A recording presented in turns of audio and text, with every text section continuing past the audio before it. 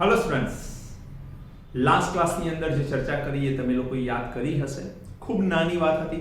ચતુષ્ફલકીય છિદ્ર અને અષ્ટફલકીય છિદ્રની સંખ્યા કેવી રીતે નક્કી કરી શકાય તેની આપણે ચર્ચા કરી હતી। અષ્ટફલકીય છિદ્ર ફરી એકવાર યાદ કરાવી દઉં। પર એકમ કોષ જેટલા પરમાણુ હાજર હોય એટલી જ સંખ્યા અષ્ટફલકીય છિદ્રની આવેલી હોય છે। જ્યારે બીજો પોઈન્ટ આપણે જોયો હતો ચતુષ્ફલકીય છિદ્રનો। ચતુષ્ફલકીય છિદ્રની જ્યારે વાત કરી હતી તો પર એકમ કોષ જેટલા પરમાણુ હાજર હોય એના કરતા બમણી ચતુષ્ફલકીય છિદ્રની સંખ્યા હોય છે। તમને સૌને ખબર છે ચતુષ્ફલક માટે આપણે 8 બોક્સ બનાવ્યા હતા અને પ્રત્યેક બોક્સની અંદર ચતુષ્ફલકીય છિદ્ર આવેલું હોય છે। જ્યારે અષ્ટફલકીય છિદ્રની વાત કરી હતી તો અષ્ટફલકીય છિદ્ર ક્યાં આવેલું હોય છે બેટા? ધારીના મધ્ય સ્થાન ઉપર અષ્ટફલકીય છિદ્રો આવેલા છે અને બિલકુલ બોડી સેન્ટરની અંદર પણ અષ્ટફલકીય છિદ્ર આવેલું હોય છે। આટલી ચર્ચા આપણે લોકોએ કરી હતી। આજે જે ટોપિકની ચર્ચા કરવાની છે એ સ્ટેટ બોર્ડના વિદ્યાર્થીઓએ આ ટોપિક જોવાની બિલકુલ જરૂરત નથી। જે માત્ર સ્ટેટ બોર્ડની પ્રિપરેશન કરી રહ્યા છે એ મિત્રોને વિનંતી કે આ ટોપિકની કોઈ જ કામ નથી। આ ટોપિક માત્ર નીટ અને જેડબલઈ ના સ્ટુડન્ટ માટે છે। એટલે જે વિદ્યાર્થીઓ કોમ્પિટિટિવ એક્ઝામની તૈયારી કરી રહ્યા છે એમને જરૂર આ ટોપિક જોવાનું થશે। ટોપિકનું નામ તમે સમજી લો। ટોપિક શું છે બેટા? ટોપિક છે મર્યાદિત ત્રિજ્યા ગુણોત્તર। ટોપિકનું નામ છે મર્યાદિત ત્રિજ્યા ગુણોત્તર। આપણે એવું માનીને ચાલીએ છીએ કે હવેથી આપણે જે ચર્ચા કરવાના છીએ એ આયોનિક સ્ફટિકની વાત કરવાના છીએ અને આયોનિક સ્ફટિકની અંદર મર્યાદિત ત્રિજ્યા ગુણોત્તર ખૂબ કામનો છે। હવે આ મર્યાદિત ત્રિજ્યા ગુણોત્તર શું છે અને એનો લાભ શું છે? શું છે એ હું તમને શીખવાડું એ પહેલા આપણે જોઈ લઈએ કે એનો લાભ શું છે। મર્યાદિત ત્રિજ્યા ગુણોત્તર શોધવાથી આપણને બેનિફિટ શું થવાના છે? તો ત્રણ બેનિફિટ છે બેટા આપણને। મર્યાદિત ત્રિજ્યા ગુણોત્તરથી આપણે ત્રણ વસ્તુની ચર્ચા કરી શકીએ છીએ। પહેલો પોઈન્ટ છે આયોનિક સ્ફટિકની સ્થિરતા વિશે આપણે માહિતી મેળવી શકીએ છીએ। તે પદાર્થના સવર્ગાંક વિશે માહિતી મેળવી શકીએ છીએ અને છિદ્રની ભૌમિતિક રચના વિશે આપણને માહિતી મળી શકે છે। ત્રણ બાબતો જે છે એ મર્યાદિત ત્રિજ્યા ગુણોત્તરની મદદથી નક્કી કરી શકાય છે। એક આયોનિક સ્ફટિકની સ્થિરતા। જેટલા પણ આયોનિક સ્ફટિક છે દુનિયાભરમાં એ બધાની સ્થિરતા શું એક સમાન છે? તો ના, ઘણા વધુ સ્થાયી છે તો ઘણા વધુ સ્થાયી નથી। તો કોની સ્થિરતા કેટલી હશે, ક્યારે કોણ વધારે સ્થાયી છે એના વિશે આપણે ચર્ચા કરવાના છીએ। સવર્ગાંક કોનો કેટલો થઈ શકે એની પણ આપણે માહિતી મેળવી શકીએ અને છિદ્રની ભૌમિતિક રચના વિશે પણ આપણે માહિતી મેળવી શકીએ છીએ। તો આ ત્રણ માહિતી આપણે મેળવી શકીએ। સૌથી પહેલા સમજીએ આ શું કહેવા માંગે છે। આયોનિક સ્ફટિક મોટી સંખ્યામાં કેટાયન અને એનાયનો ધરાવે છે। આપણને સૌને ખબર છે બેટા કે આયોનિક સ્ફટિકની અંદર ધન આયન અને ઋણ આયન આવેલા હોય છે। ધન અને ઋણ આયન અલગ અલગ વીજભારવાળા આયનો છે એટલે તો એમની વચ્ચે કુલંબિક આકર્ષણ બળ છે અને કુલંબિક આકર્ષણ બળ એક પ્રકારનું સ્થિર વિદ્યુતીય આકર્ષણ બળ કહીએ છીએ આપણે। ઇલેક્ટ્રોસ્ટેટિક ફોર્સ આપણે ઇંગ્લિશમાં એને કહીએ છીએ અથવા કુલંબિક ફોર્સ તરીકે પણ ઓળખીએ છીએ। તો ધન આયન અને ઋણ આયનથી બને એને કહેવાય આયોનિક સ્ફટિક। સામાન્ય રીતે કેટાયન એટલે ધન આયન, એનાયન એટલે ઋણ આયન। તો યાદ રાખજો બેટા ધન આયન અને ઋણ આયન એવા બે આયનો આવેલા હોય પણ સામાન્ય રીતે આપણે ઓન એન એવરેજ ધન આયનનું કદ નાનું ગણતા હોઈએ છીએ। ધન આયન જ્યારે પણ આવેલો હોય એનું કદ આપણે નાનું કન્સિડર કરીશું અને ઋણ આયન આવેલો હોય તો એનું કદ આપણે ઓલવેઝ મોટું કન્સિડર કરીશું। બરોબર, ખબર પડે કે નહીં? ધન આયન કરતા ઋણ આયનના કદ ઓલવેઝ આપણે શું માનીશું? મોટા માનીશું। તો અહીંયા એ જ વાત હશે। જુઓ, સામાન્ય રીતે કેટાયનનું કદ એ એનાયન કરતા નાનું હોય છે। કેટાયન એટલે ધન આયન, એનાયન એટલે ઋણ આયન। તો સામાન્ય રીતે કેટાયનનું કદ છે એ એનાયન કરતા કેવું હોય છે? નાનું હોય છે। અહીંયા તમારે ધ્યાન રાખવાનું, માનો કે કોઈ પણ સ્ફટિકની રચના કરવી છે અને એ પરમાણુ દ્વારા સ્ફટિકની રચના થઈ। ધારો કે આ એક પરમાણુ છે, આ બીજો પરમાણુ છે અને આ ત્રીજો પરમાણુ છે। આ ત્રણ પરમાણુ દ્વારા આપણે સ્ફટિકની રચના કરી રહ્યા છીએ। કોઈ છિદ્રની પણ રચના આપણે આના દ્વારા કરી રહ્યા છીએ। તો આ મોટું કદ વાળા જેટલા પણ પરમાણુ છે એને આપણે એનાયન તરીકે માની લઈશું। આ એનાયન જે છે એ એમની વચ્ચેનો જે ભાગ છે એનાયનની વચ્ચેનો જે ભાગ છે એ ભાગની અંદર આપણે કેટાયન ને ફિટ કરીશું. એટલે અહીં માનો કે આપણી પાસે શું આવેલો છે બેટા? કેટાયન આવેલો છે. એટલે એનાયન જે છે એ 3 છે અને કેટાયન મધ્યમાં 1 આવેલો છે. અહીં એક ઓર વસ્તુ તમારે ધ્યાનમાં રાખવાની છે કે કેટાયન નું કદ એટલું પ્રોપર છે કે જે એનાયનના ત્રણેય સ્ફિયરને ત્રણેય ગોળાની બાજુને ટચ કરે છે. જોઈ શકો છો તમે, અહીંયા પણ ટચ થઈ રહ્યું છે, અહીંયા પણ ટચ થઈ રહ્યું છે અને અહીંયા પણ ટચ થઈ રહ્યું છે. મતલબ આ એક પરફેક્ટ રચના કહેવાય જેની અંદર ધનાયનનું કદ એટલું બેલેન્સ રીતે એનાયનની વચ્ચે ગોઠવાયેલું હોય કે એનાયનના સ્ફિયર જે છે એ એનાયનના સ્ફિયરની જે બોર્ડર છે એને કેટાયન જે છે એનું બોર્ડર સ્પર્શ કરે છે, એ ટચ કરે છે. તો અહીંયા તમે જોઈ શકો છો આ ત્રણે ત્રણ પરમાણુના મધ્ય સ્થાનને જોડતી એક રચના દોરવામાં આવે તો એક ત્રિકોણનું નિર્માણ થાય છે. બેટા એક બીજો પોઈન્ટ ધ્યાન રાખીશું, આ એનાયનની જે ત્રિજ્યા છે એ મોટો આયન છે, એ ત્રિજ્યાને આપણે r માઈનસ તરીકે ઓળખીશું. સેમ આ પણ શું છે?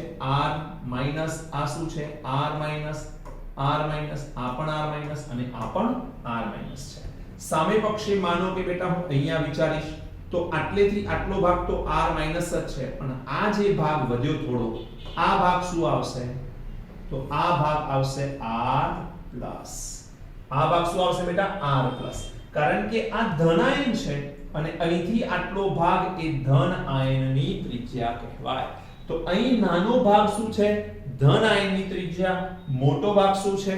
ઋણ આયનની ત્રિજ્યા. એટલે અહીંથી અહીં સુધીનું અંતર એ ધન આયન અને ઋણ આયનનો સરવાળો થાય. મતલબ કે અહીંથી અહીં સુધીનું અંતર જો હું વિચારીશ તો r minus plus r plus થાય. બોલો ખબર પડે છે કે નહીં? બીજો પોઈન્ટ તમારે ધ્યાન રાખવાનો, કોઈ પણ આયોનિક સ્ફટિકની જ્યારે સ્થિરતા નક્કી કરીશું તો ત્રિજ્યા ગુણોત્તર લઈશું. ત્રિજ્યા ગુણોત્તરની અંદર તમારે ધ્યાન રાખવાનું છે બેટા કેટાયનની ત્રિજ્યા અપોન એનાયનની ત્રિજ્યા આપણે લઈશું. એટલે આની ત્રિજ્યાને r પ્લસ, આની ત્રિજ્યાને r માઈનસ જો કહેવામાં આવે તો આપણે ત્રિજ્યા ગુણોત્તર r plus upon r minus તરીકે રિપ્રેઝેન્ટ કરીશું. જેમાં મોટું કદ કોનું છે? એનાયન. તો એને ઘણીવાર r માઈનસ ની જગ્યા પર કેપિટલ R અને નાનું કદ છે કેટાયનનું તો એમાં r પ્લસ ની જગ્યા પર સ્મોલ r વડે પણ રજૂ કરવામાં આવે છે. વાત એક જ છે દીકરા, r પ્લસ r માઈનસ તમે લખો, ઇટ ઇઝ ઓકે. જો એવું નથી લખવું, કેપિટલ R એ ઋણ આયનની ત્રિજ્યા અને સ્મોલ r એ ધન આયનની ત્રિજ્યા કહેવાય. એટલે r plus upon r minus ની જગ્યા પર તમે શું લખી શકો? r upon r. આ રીતે પણ ત્રિજ્યા ગુણોત્તરને રજૂ કરી શકાય છે. તો અહીંયા તમે જોશો કેટાયનની ત્રિજ્યાને r અને એનાયનની ત્રિજ્યાને કેપિટલ R વડે દર્શાવાય છે અને એના ગુણોત્તરને r અપોન r કહે છે. r અપોન r, ઉપર સ્મોલ r, નીચે કેપિટલ R. ઉપર સ્મોલ r એ ધન આયનની ત્રિજ્યા, નીચે કેપિટલ R એ ઋણ આયનની ત્રિજ્યાને રિપ્રેઝેન્ટ કરે છે. આ હદને મર્યાદિત ત્રિજ્યા ગુણોત્તર દ્વારા દર્શાવવામાં આવે છે. તો આ જે પણ r અપોન r આવે છે એને આપણે શું નામ આપીશું? મર્યાદિત ત્રિજ્યા ગુણોત્તર તરીકે ઓળખવામાં આવે છે. આ મૂલ્ય એ જુદા જુદા પ્રકારના સ્ફટિકમાં આયનોની ગોઠવણી માપવા માટે અગત્યનું છે. એટલે અલગ અલગ સ્ફટિકમાં આયનોની ગોઠવણી અલગ અલગ રીતે થતી હોય છે અને એને ગોઠવવા અથવા એને માપવા માટે આ ખૂબ અગત્યનું હોય છે. ત્રણ બાબતો આપણને એ શીખવાડે છે: સ્ફટિકની સ્થિરતા, સવર્ગાંક અને છિદ્રની ભૌમિતિક રચના, જેની આપણે હવે ચર્ચા કરવાના છીએ. જો એક પોઈન્ટની આપણે ચર્ચા કરવી છે, એ પોઈન્ટની પહેલા ચર્ચા કરીએ, ત્યારબાદ આપણે આગળ વધીએ. તમારે ધ્યાન એ રાખવાનું છે, તમારી પાસે આ એક પરમાણુ છે, આ બીજો પરમાણુ છે અને અહીંયા ત્રીજો પરમાણુ છે. માની લેજો આ ત્રણ પરમાણુ છે. સિમિલરલી અહીંયા પણ આપણે એવું માની લઈએ કે ત્રણ પરમાણુ આવેલા છે. માની લો આ ત્રણ પરમાણુ અહીંયા ટચ થયેલા છે એવું માનવું પડશે તમારે, અને અહીંયા પણ ત્રણ પરમાણુ આવેલા છે. આ ત્રણે ત્રણમાં ફરક છે, થોડુંક સમજવા જેવું. શું ફરક છે? ધ્યાનથી જુઓ. તમારી પાસે અહીંયા આ જે ત્રણ પરમાણુ છે એ મોટા છે અને મોટું કદ ધરાવતા 3 પરમાણુ એને આપણે 3 આયન કહીશું હવે n આયન મતલબ ઋણ આયન. આ ઋણ આયન જે છે એના 3 સ્ફિયર ને ટચ કરતો એક ધન આયન અહીંયા આવેલો છે. ક્લિયર? હવે તમે અહીંયાથી દીકરા સમજતા રહેજો થોડું. આ જે છે અહીંયાથી અહીં સુધીનું અંતર જો હું માપું તો એને આપણે શું નામ આપીશું? કેપિટલ R નામ આપીશું. આ છે ઋણ આયનની ત્રિજ્યા એટલે કે આને R માઈનસ પણ કહી શકો તમે અને તમે એને કેપિટલ R પણ કહી શકો છો. સામે પક્ષે જો આપણે અહીંથી શરૂ કરીને અહીં સુધીનું અંતર માપીશું તો આ અંતરને આપણે R પ્લસ અથવા તો સ્મોલ r વડે દર્શાવી શકીએ. તો અહીંયા તમને ત્રિજ્યા ગુણોત્તર શું મળે? ધન આયનની ત્રિજ્યા અપોન ઋણ આયનની ત્રિજ્યા એટલે કે r plus upon r minus. આ ત્રિજ્યા ગુણોત્તર જે આવશે એ ત્રિજ્યા ગુણોત્તરને આપણે આઈડિયલ મતલબ એક આદર્શ ત્રિજ્યા ગુણોત્તર તરીકે ઓળખીએ છીએ. ધ્યાનથી સમજજો. આદર્શ ત્રિજ્યા ગુણોત્તર પણ અલગ હોઈ શકે છે બીકોઝ આ કિંમત બદલાય તો કિંમત પણ બદલાય. પણ કહેવાની વાત એ છે કે જ્યારે ઋણ આયન સાથે સ્ફિયર ધન આયનનો ટચ કરતો હોય એની બોર્ડર થી બોર્ડર એના એકબીજાના સ્ફિયર અથવા એની એકબીજાની બોર્ડર એકબીજાને ટચ કરી રહી છે તો આપણે એને શું નામ આપીશું બેટા? આદર્શ ત્રિજ્યા ગુણોત્તર કહીશું. અને આદર્શ ત્રિજ્યા ગુણોત્તર વાળો કોઈ પણ રચના હોય સ્ફટિકની તો એ પ્રમાણમાં સ્થિર અથવા તો સ્થાયી રચના છે તેવું કહી શકાય. કેવી રચના છે? સ્થાયી રચના તરીકે ઓળખી શકાય. અહીંયા જો હું વાત કરું તો અહીંયા મારી પાસે માનો કે અહીંયા આ રીતે એક ધન આયન આવેલું છે. આ 3 ઋણ આયન જ છે, વચ્ચે ધન આયન જ છે, પરંતુ શું ધન આયનનો સ્ફિયર ધન આયનનો જે ગોળો છે એની બોર્ડર ઋણ આયનના ગોળા સાથે ટચ કરે છે? તો ના. અને જ્યારે એ ટચ ન કરે તો r upon r એટલે કે ધન આયનની ત્રિજ્યા અને ઋણ આયનની ત્રિજ્યાની કિંમત આ જે કિંમત આવી એના કરતા કેવી આવશે બેટા? ઋણ આયન તો લગભગ સમાન દેખાય છે આપણને પણ ધન આયનની કિંમત નાની થઈ ગઈ. ધન આયનની ત્રિજ્યા નાની થઈ અને જ્યારે ધન આયનની ત્રિજ્યા નાની થાય તો જવાબ નાનો થાય.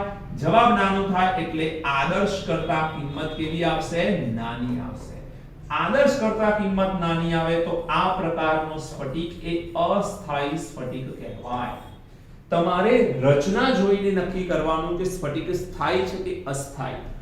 જો ઋણ આયનના સ્ફટિકના જે પણ સ્ફિયર છે એને ટચ કરીને રચના આવેલી હોય ધન આયનની તો એ પ્રમાણમાં સ્થાયી રચના છે જ્યારે આ પ્રમાણમાં અસ્થાયી છે. જ્યારે આપણે ત્રીજી રચનાની વાત કરીએ તો ત્રીજી રચનામાં તમે જુઓ ઋણ આયનો એકબીજાથી થોડાક અંતરે ગોઠવાયેલા છે અને મધ્યમાં શું આવેલું છે? ધન આયન. નો ડાઉટ કે ધન આયન જે છે એના ધન આયનના સ્ફિયર એ ઋણ આયનના સ્ફિયરને ટચ કરે છે. સ્ફિયર મતલબ ગોળો એને ટચ કરે છે. તો અહીંયા આપણી પાસે આ જે ત્રિજ્યા આવશે એ સ્મોલ r અથવા r પ્લસ કહીશું બેટા. સામે પક્ષે જો આપણે આ ત્રિજ્યાને ગણીએ છીએ અહીંયાથી આ તો આ કિંમત આપણે કેપિટલ R અથવા R માઈનસ કહીશું. અને હવે જો હું ત્રિજ્યા ગુણોત્તર કહું તો અહીંયા R upon R એટલે કે R plus upon R minus ત્રિજ્યા ગુણોત્તર કેવો આવે? અગેન ઋણ આયન તો લગભગ સમાન દેખાય છે પરંતુ ધન આયનની ત્રિજ્યા વધી ગઈ. ધન આયનની ત્રિજ્યા વધે એટલે R plus નું મૂલ્ય વધ્યું. R minus તો સમાન છે બધામાં પણ R plus વધ્યો એટલે અહીંયા કિંમત વધશે. એટલે આ કિંમત એક આદર્શ ત્રિજ્યા ગુણોત્તર કરતા કેવી આવે? વધારે. તો પણ તમારે આ રચનાને સ્થિર અથવા તો સ્થાયી રચના તરીકે ઓળખવી. આ ધ્યાન રાખીશું.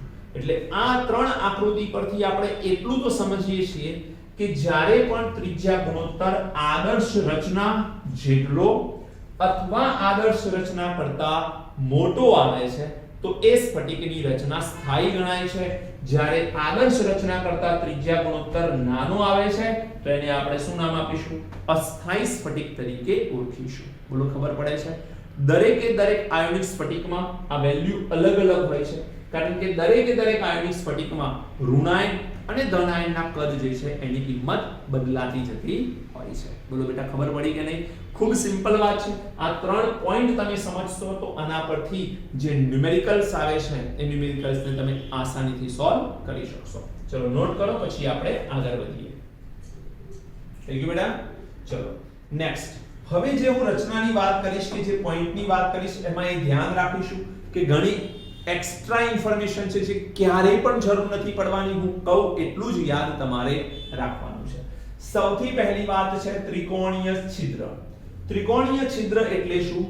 3 ગોળા છે, 3 ઋણ આયનો છે અને એની વચ્ચે એક ધન આયન છે। તમે જોઈ શકો છો જે મેં આદર્શ રચનાની વાત કરી હતી એમાં 3 ઋણ આયનોની વચ્ચે ધન આયન એવી રીતે ગોઠવાયેલો હોય કે ધન આયન જે છે એના બોર્ડર અથવા ધન આયનનું કદ અથવા ધન આયનનો સ્ફિયર એ ઋણ આયનના બધા સ્ફિયર સાથે સંપર્કમાં આવેલો હોય છે। તો આ એક આદર્શ રચના દેખાય છે। અહીંયાથી આ કિંમત આપણે જોઈશું તો આ જે છે એ ઋણ આયનની ત્રિજ્યા એટલે r અને અહીં ધન આયનની ત્રિજ્યા એટલે સ્મોલ r આવશે। કેપિટલ R એ ઋણ આયનની ત્રિજ્યા, સ્મોલ r એટલે ધન આયનની ત્રિજ્યા થશે। બોલો, ખબર પડી? ઋણ આયનની ત્રિજ્યા કેપિટલ R અને ધન આયનની ત્રિજ્યા સ્મોલ r છે। બીજી વસ્તુ, તમે જ્યારે આ પ્રેક્ટિકલી પ્રૂવ કરશો, આ કશું જ યાદ રાખવાની જરૂર નથી, સીધી કિંમત યાદ રાખવાની છે બેટા આપણે। અહીંયા લિમિટિંગ રેડિયસ રેશિયો એટલે કે મર્યાદિત ત્રિજ્યા ગુણોત્તરની વાત છે। કોને કહીએ છીએ આપણે મર્યાદિત ત્રિજ્યા ગુણોત્તર બેટા? ઉપર ધન આયનની ત્રિજ્યા, નીચે ઋણ આયનની ત્રિજ્યા એટલે r+r-। આ કિંમત હોય છે 0.155। તમે આ ડાયરેક્ટ યાદ રાખશો તો ફાયદામાં રહેશો, કારણ કે આપણે આની જ જરૂર છે। કોઈ કેલ્ક્યુલેશનની આપણે કોઈ જરૂરત નથી। બાકી તમે cos θ કરીને પણ કેલ્ક્યુલેશન તો મેળવી જ શકો છો, પણ એમાં પડવું નથી આપણે સીધી જ આ કિંમત યાદ રાખીશું। આપણે ત્રિકોણીય છિદ્ર હોય, શા માટે આને ત્રિકોણીય છિદ્ર કહે છે? બીકોઝ આ 3 ઋણ આયનના કેન્દ્રોમાંથી પસાર થતી લાઈન દોરવામાં આવે તો એક ત્રિકોણ બને છે અને આને આપણે ત્રિકોણીય છિદ્ર તરીકે ઓળખીએ છીએ। હવે આ ત્રિકોણીય છિદ્રમાં ધન આયન આવેલો છે। મોટા ભાગે પરમાણુ અથવા તો ઋણ આયન, આપણે આયોડિક સ્ફટિકની જો વાત કરીએ તો કોઈ પણ સ્ફટિકનો મૂળ બંધારણીય ભાગ ઋણ આયનથી બનેલો છે એવું આપણે માની લેવાનું છે। અને ધન આયન એ અષ્ટફલક અથવા ચતુષ્ફલક છિદ્રમાં આવેલા હોય। બીકોઝ છિદ્રની સાઈઝ નાની હોય એટલે નાનું કદ ધરાવતો આયન જ છિદ્રમાં જાય, એટલે સ્ફટિક રચના કોનાથી બને? ઋણ આયનથી। અને છિદ્રમાં કોણ દાખલ થાય?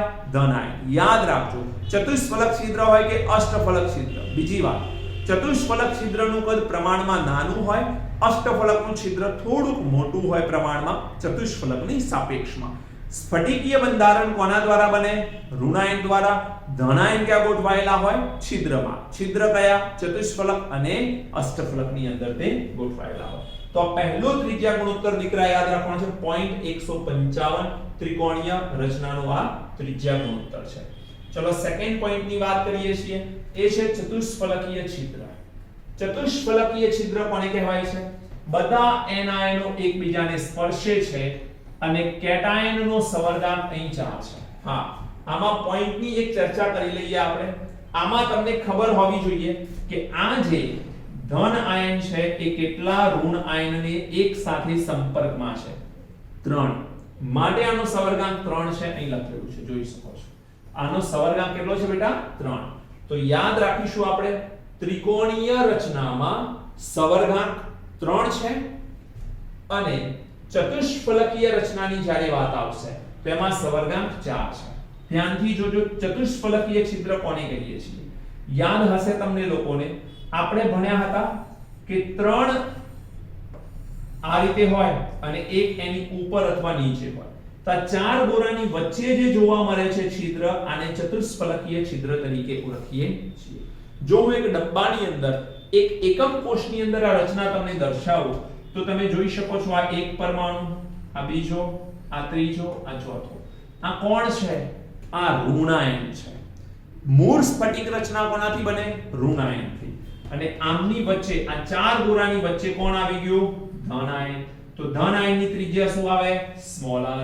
ઋણ આયનની ત્રિજ્યા શું આવે બેટા? કેપિટલ r ને r માઈનસ અથવા ને r પ્લસ કે r તરીકે પણ ઓળખી શકાય. આની ત્રિજ્યાની વાત છે. બોલો ખબર પડે?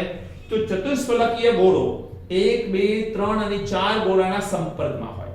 ડબ્બાની અંદર જ્યારે પણ એટલે કે એકમ કોષની અંદર જ્યારે પણ આપણે કોઈ રચના બતાવીશું તો મોટા ભાગે અહીંયા તમને એ એકબીજાને સંપર્કમાં હોય કે સ્પર્શ કરતા હોય એવું બિલકુલ દેખાશે નહીં. બિલકુલ નહીં દેખાય. પરંતુ તમારે માનવાનું કે આ ગોળો આને પણ સ્પર્શ કરે છે, આને પણ સ્પર્શ કરે છે, આને પણ સ્પર્શ કરે છે, આને પણ સ્પર્શ કરે છે. માટે એનો સવર્ગાંક કેટલો આવે બેટા? 4 સવર્ગાંક આવે.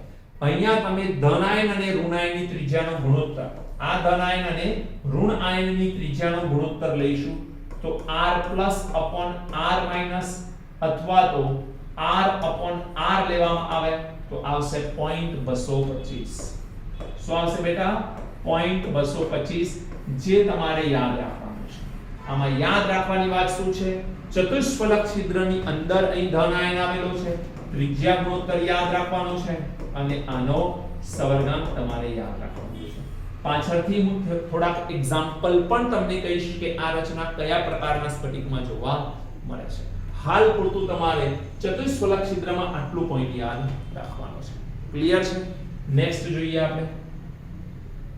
હવે આવે છે અષ્ટફલકીય છિદ્ર. અષ્ટફલકીય છિદ્ર જુઓ બેટા, એમાં તમને ખબર પડવી જોઈએ અષ્ટફલકીય છિદ્ર એટલે અહીં તમારી પાસે 4 ગોળા છે, ઉપર એક નીચે. તમને યાદ હશે આપણે જે ભણ્યા હતા અષ્ટફલકીય છિદ્ર એમાં અહીંયા આપણે 3 ગોળા, બીજા 3 અહીં, એમ 6 ગોળાની વચ્ચે જે છિદ્ર ઉદ્ભવતું હતું એને અષ્ટફલકીય છિદ્ર તરીકે ઓળખવામાં આવે. આયોનિક ક્રિસ્ટલમાં આવી રચના ન હોય અને 4 ગોળા ઉપર, 4 ગોળા એક સમતલમાં, એક ઉપર અને એક એની પાછળ, તો પણ કેટલા ગોળા થયા બેટા? 6.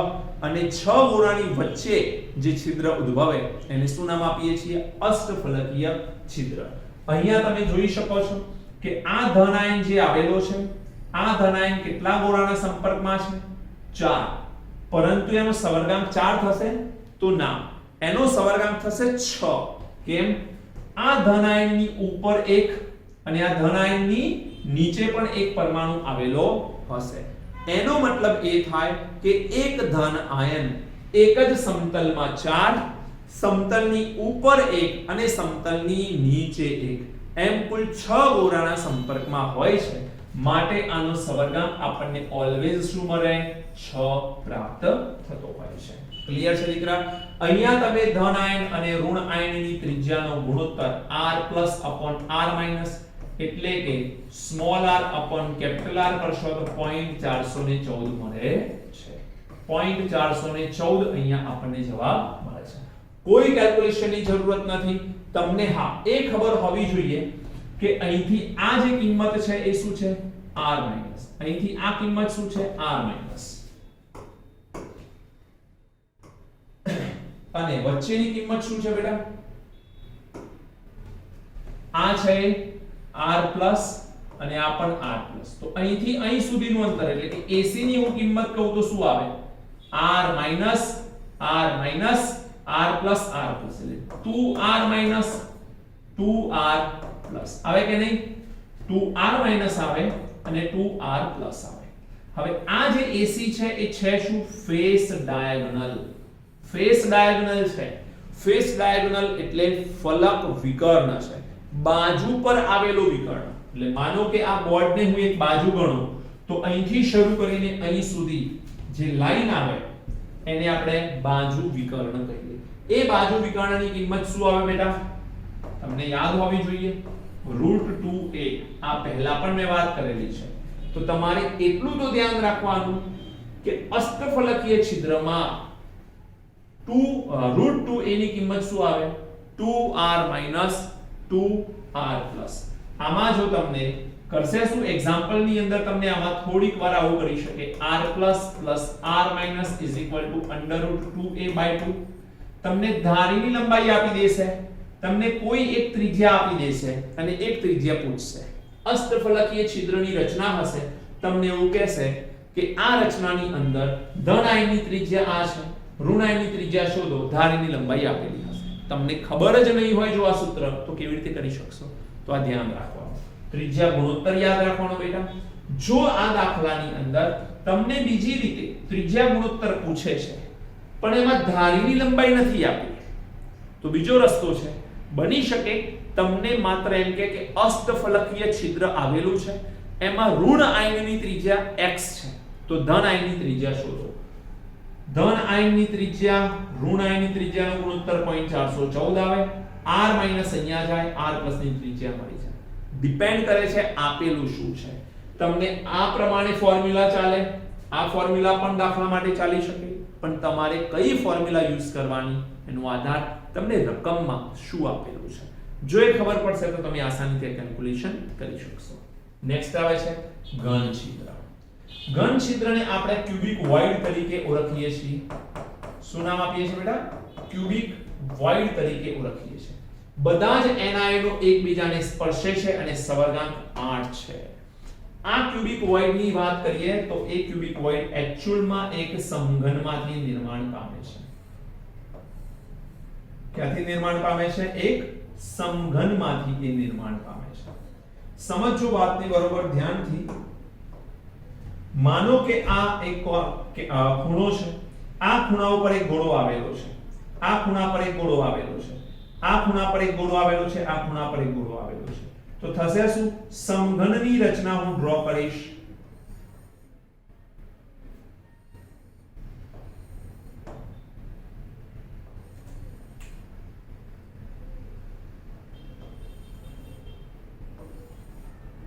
બની શકે કે આ રચનામાં તમને થોડી તકલીફ પડે સમજવામાં. તમારે ધ્યાને રાખવાનું છે કે પ્રત્યેક ખૂણા ઉપર એક એક પરમાણુ આવેલો છે. હવે પ્રત્યેક ખૂણા પર એક એક પરમાણુ હોય એટલે કે માનો કે બેટા ચાર ગોળા આ રીતે આવેલા છે, આ આગળના ભાગના, સેમ પાછળના ભાગના, તો વચ્ચે જે છિદ્ર જોવા મળશે એ કેટલા ગોળાની વચ્ચે જોવા મળશે? 4 કે 8? Very good, 8. કારણ કે આ તો મેં ફ્રન્ટ સાઈડ ના દોર્યા છે, એક્ઝેક્ટ એવા બેક સાઈડ પણ હશે. એટલે કુલ 8 ગોળાના સંપર્કમાં છિદ્ર રહેલું હોય તો એને આપણે ઘન છિદ્ર તરીકે ઓળખીએ છીએ. આ ઘન છિદ્ર એ એક્ચ્યુઅલમાં ક્યાં હોય છે? બિલકુલ ક્યુબની મધ્યમાં. મતલબ આ એક બોડી સેન્ટર છે અને બોડીના સેન્ટરની અંદર જે છિદ્ર આવેલું છે એને આપણે ઘન છિદ્ર તરીકે ઓળખીએ છીએ. આ પરમાણુ અથવા આ ધન આયન ઉપરના 4 અને નીચેના 4 એમ કુલ 8 ઋણ આયનોના સંપર્કમાં છે અને માટે આપણે એનો સવર્ગાંક 8 કહીએ છીએ. તમારે આના ધન આયન અને ઋણ આયનની ત્રિજ્યાનો ગુણોત્તર, જેને આપણે small r upon capital R કહીએ છીએ, 0.732 આવે. આ પોઈન્ટ ધ્યાનમાં રાખવો પડે. આ પોઈન્ટ તમારે બેટા ધ્યાનમાં રાખવાનો. બીજી એક વાત કરી દઉં તમને. આ જે છે આ પરમાણુનો સ્ફિયર, અહીંયાના સ્ફિયર સાથે આ સ્ફિયર એકબીજાને સંપર્કમાં હોય. મતલબ કે જો હું અહીંયા આ લાઈનને ડ્રો કરું તો આ લાઈન કઈ છે? જવાબ આપો મને. એ લાઈન કઈ છે? Body diagonal. શું છે? Body diagonal. આ લાઈન કઈ હતી બેટા? Face diagonal. આ લાઈન કઈ છે? Body diagonal. ડાયગોનલ એટલે વિકર્ણ. તો આ બોડીની અંદરથી પસાર થતો વિકર્ણ છે અને બોડીની અંદરથી જે વિકર્ણ પસાર થાય છે આ વિકર્ણ માટે આપણને ખબર હોવી જોઈએ કે અહીં વિકર્ણની કિંમત શું હોય છે? √3a. શું હોય છે બેટા? √3a હોય છે. કેટલી કિંમત છે? r - r + r + r - એટલે અહીંયા 2r + 2r - આવી કઈ કિંમત હોય છે. તો ધ્યાન રાખીશું બોડી ડાયગોનલની કિંમત. આપણને ફેસ ડાયગોનલ આવે તો શું આવે? √2a. અહીં શું આવે? √3a. ધ્યાન રાખીશું બેટા. અને 0.732 એ આનો શું છે? ત્રિજ્યા ગુણોત્તર. તો આપણે અહીંયા કેટલા પ્રકારના વોઇડની ચર્ચા કરી, કેટલા પ્રકારના છિદ્રની ચર્ચા કરી? 4 પ્રકારના. એક ત્રિકોણીય, એક ચતુષ્ફલકીય, એક અષ્ટફલકીય અને એક ઘન છિદ્ર. એનો આપણે સાર સમજીએ. હવે તમારે નોટ કરવું હોય તો કરી લો. જો આનો સારાંશ સમજીએ છીએ તો ત્રિજ્યા ગુણોત્તરમાં વધારાની સાથે સ્ફટિક બંધારણની દિશા નીચે મુજબ છે. સ્ફટિક બંધારણ બદલાય છે ક્યારે? જો પહેલા તો આને સમજી લો.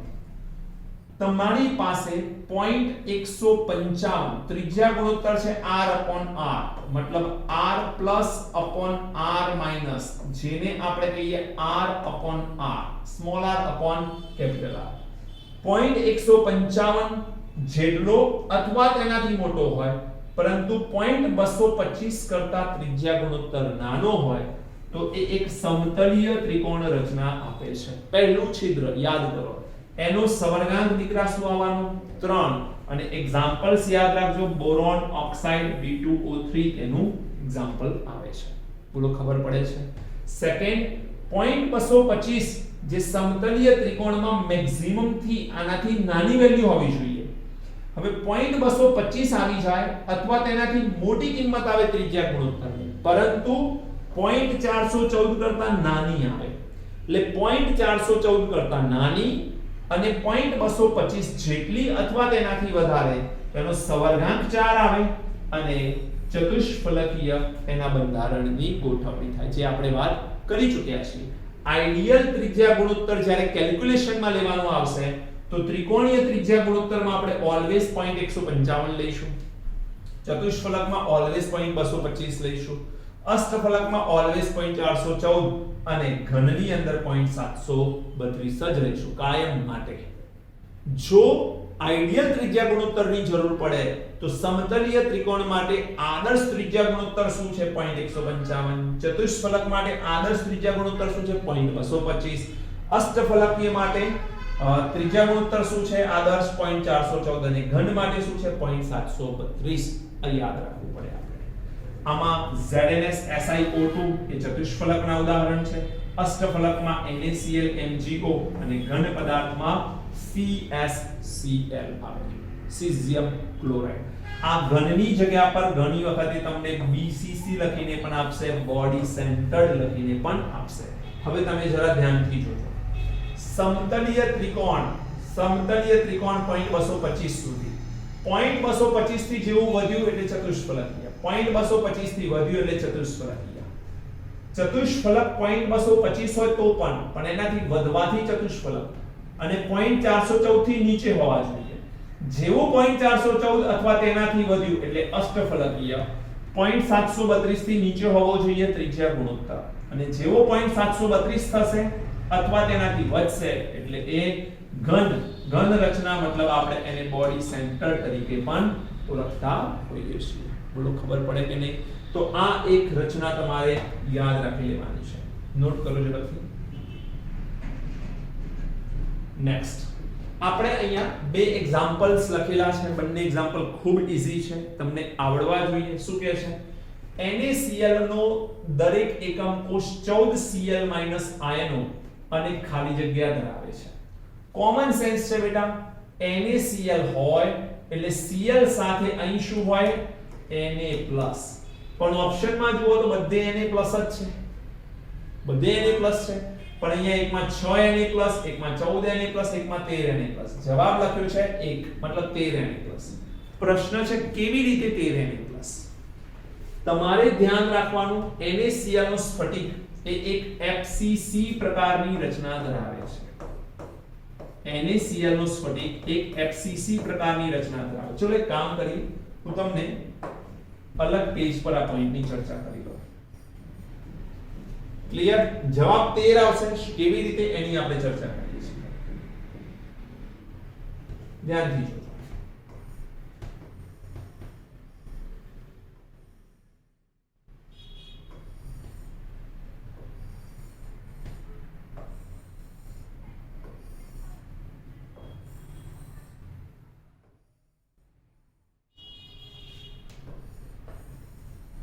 પહેલા આપણે એક FCC એકમ કોષ દોરીએ છીએ NaCl નો.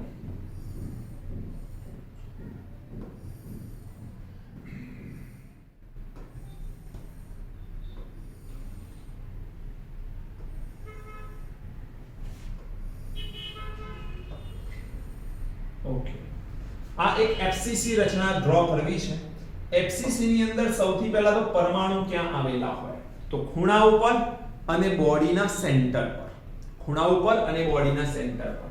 ચલો ખૂણા ઉપર પરમાણુ લઈ લઈએ આપણે. તો આ ખૂણા ઉપર પરમાણુ આવી ગયા, આ ખૂણા ઉપર પરમાણુ આવી ગયા અને બોડીના સેન્ટર પર આવેલા છે, એટલે બોડી સેન્ટર, સોરી ફલકના સેન્ટર પર, એફસીસી છે ને બેટા, ફલકના સેન્ટર પર, બોડી સેન્ટર, ફલકના સેન્ટર પર દેખાય છે કે નહીં? તો જો કેટલા ખૂણા છે? 8. ફલક કેટલી છે? 6. તો અહીં ફલક આગળનો ભાગ એનું ફલકનું સેન્ટર આ પાછળના ભાગના ફલકનું સેન્ટર આ. તો તમે જોઈ શકો છો કે ખૂણાની સંખ્યા 8 અને ફલકની સંખ્યા 6, કુલ કેટલા થયા? 14. હવે આ કયા આયનો હશે? તો ક્વેશ્ચન જુઓ, તમને 14 શું આપી દીધું છે? Cl-. તો આ કયા આયનો હશે? Cl- આયન. ક્લિયર? તો અહીં એવું માનીને ચાલીએ કે આ 14 Cl- આયનો ક્યાં આવેલા છે? ખૂણા પર અને ફલક પર આવેલા છે. હવે હું કલર ચેન્જ કરી અને Na+ આયનોને ગોઠવવાનો પ્રયત્ન કરો. સૌથી પહેલા તમને એ ખબર પડવી જોઈએ કે આમાં ચતુષ્ફલકીય છિદ્ર કેટલા? 8. કેવી રીતે બેટા?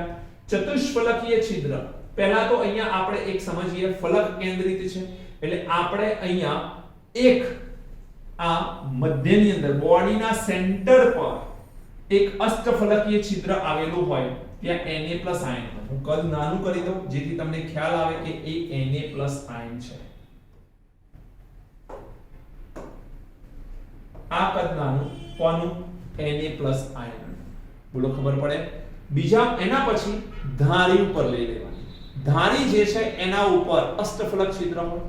એફસીસી સ્ફટિકમાં બેટા તમારા દિમાગમાં એક વસ્તુ ક્લિયર રાખવાની કે કોન્સ્ટિટ્યુશન એટલે કે સ્ફટિકનું બંધારણ જે છે એ ઋણાયન બનાવે તો ધનાયન છિદ્રમાં હોય.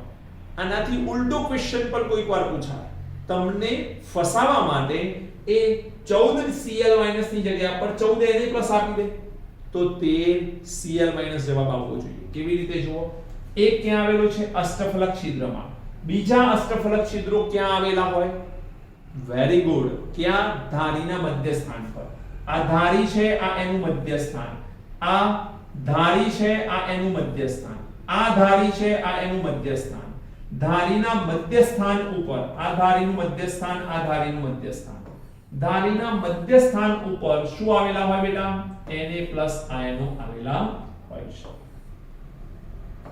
આ ધારીના મધ્ય સ્થાન ઉપર Na+ આયનો આવી ગયા. કેટલી ધારી હોય? 12. 12 ધારી એટલે અહીંયા હું લખું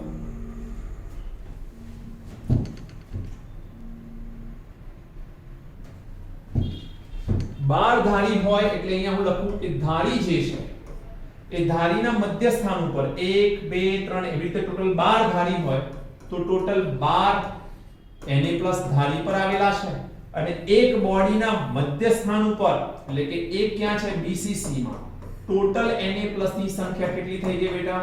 13 Na+ આયનો આવેલા હોય. 14 Cl- અને 13 Na+. 14 Cl- અને 13 Na+ આયનો આવેલા હોય. આનાથી ઉલટું પણ પૂછાય, તમને જો ખૂણા ઉપર અને ફલકના મધ્યની અંદર જો Na+ આપી દે છે તો અહીંયા 14 Na+ થશે તો એ કન્ડિશનમાં અહીંયા 13 Cl- થઈ શકે છે. ધ્યાન રાખજો ક્વેશ્ચન. આઈ હોપ તમને સમજ પડી હશે. હવે શું કહે છે? ઉદાહરણ નંબર 12, ઘન A + B- એ NaCl પ્રકારના ક્લોઝ પેક બંધારણ ધરાવે છે. NaCl જેવું બંધારણ છે એનું. N આયનની ત્રિજ્યા 250 છે, મતલબ R- કહો અથવા કેપિટલ R કહો. 250 પિકોમીટર છે. કેટાયનની વાસ્તવિક ત્રિજ્યા કેટલી હોવી જોઈએ?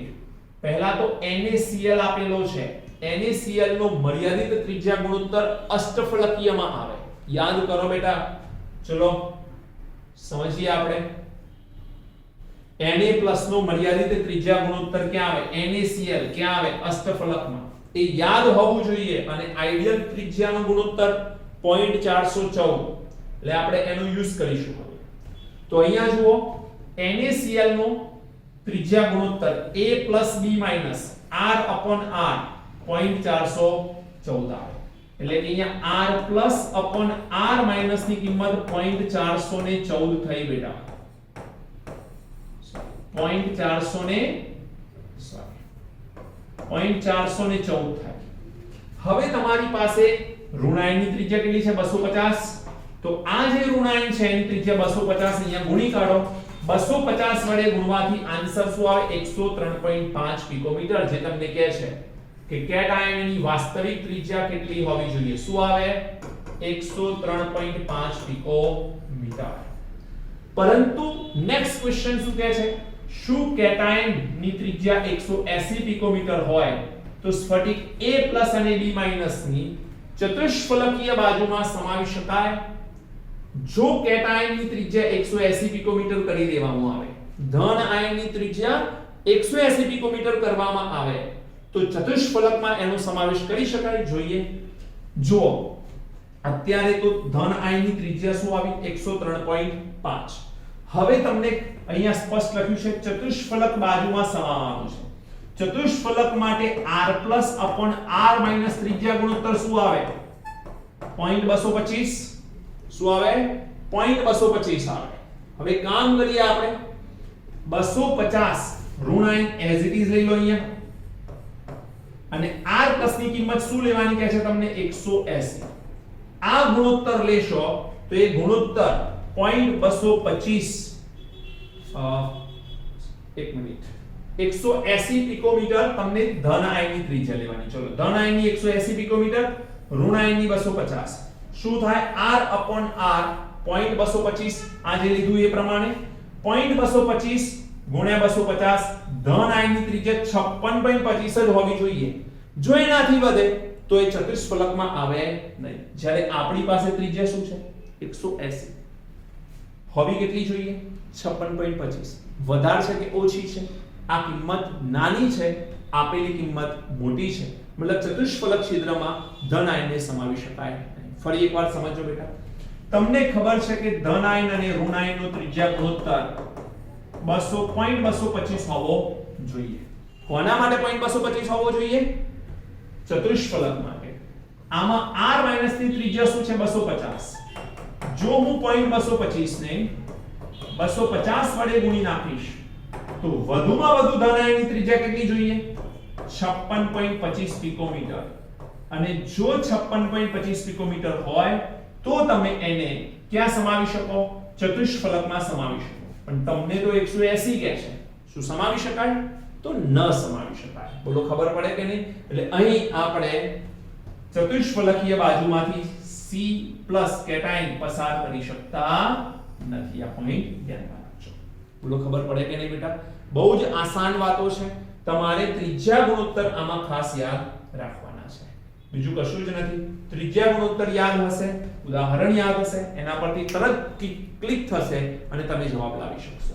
તમને સમતલીય ત્રિકોણ માટે ત્રિજ્યા ગુણોત્તર, આદર્શ ત્રિજ્યા ગુણોત્તર કે તો તમારે 0.155 લખવાનું. આમાં તમને આદર્શ ત્રિજ્યા ગુણોત્તર કે તો તમારે 0.225 લેવાનું. આમાં તમને આદર્શ ત્રિજ્યા ગુણોત્તર કહેશે તો 0.414 લેવાનું. અને આમાં જો તમને ત્રિજ્યા ગુણોત્તર કહેશે તો 0.732 લેવાનું. દાખલામાં ગણવા માટે આ ફિક્સ વેલ્યુ છે કે સમતલીય ત્રિકોણ એટલે આટલી જ કિંમત લઈશું. ચતુષ્ફલક તો આ જ લઈશું, અષ્ટફલક તો આ જ લઈશું, અને ક્યુબિક ઘન અથવા ઘન તો 0.732 લઈશું. બોલો ખબર પડી બેટા? તો અહીં સુધી રાખીએ છીએ આ લેક્ચરને. ત્રિજ્યા ગુણોત્તર ખૂબ અગત્યનો ટોપિક છે. આના પરથી સવર્ગાંકની માહિતી મળી, સ્ફટિક રચનાની માહિતી મળી, અને કયા સ્ફટિક આ પ્રકારના છે એની પણ માહિતી મળી. સ્થિરતા ક્યારે વધે, સ્થિરતા ક્યારે ઘટે એની પણ વાત થઈ. ઓકે, ક્લિયર છે? ચલો મળીએ છીએ નેક્સ્ટ વિડિયો લેક્ચરમાં. Thank you. God bless you.